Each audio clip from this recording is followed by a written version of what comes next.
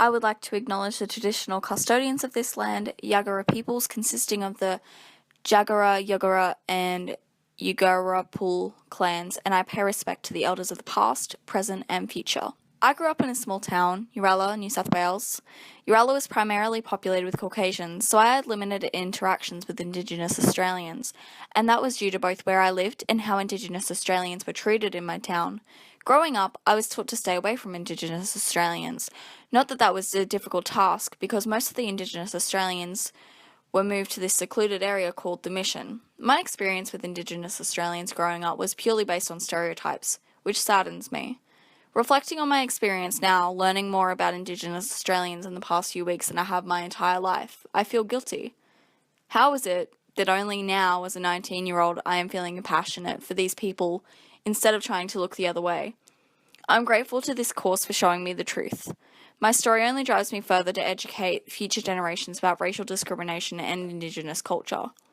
I look back on my childhood and I think of how sad it is, not being given the opportunity to embrace Indigenous culture and knowing that many Indigenous Australians were unable to celebrate their culture then too.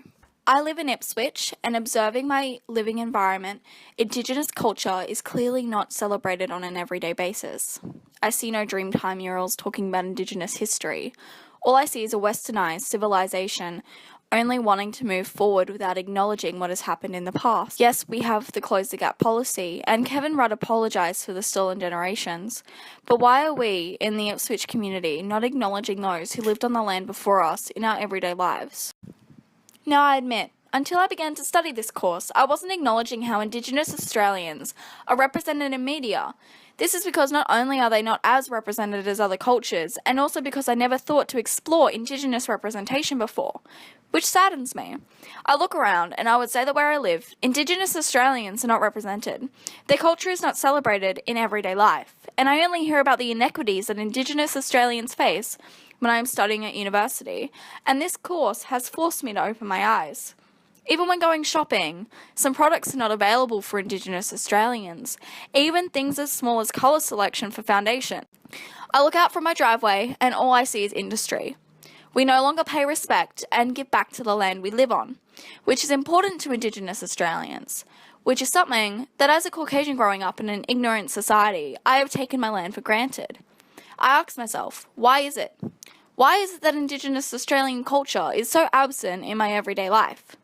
I think that the answer is obvious. We aren't educated. I mean, why is it that only now am I given the opportunity to truly learn about Indigenous culture? This is, in my opinion, a defense mechanism, never speaking of the problem and not facing the mistakes we have made by never looking at the past and only focusing on the future. Sure, we have all learnt of the stolen generation, but us, as a society, we do not celebrate Indigenous culture because theoretically it is a way of forgetting what happened and forgetting that these people exist, which then means that we do not have to acknowledge the mistakes we have made.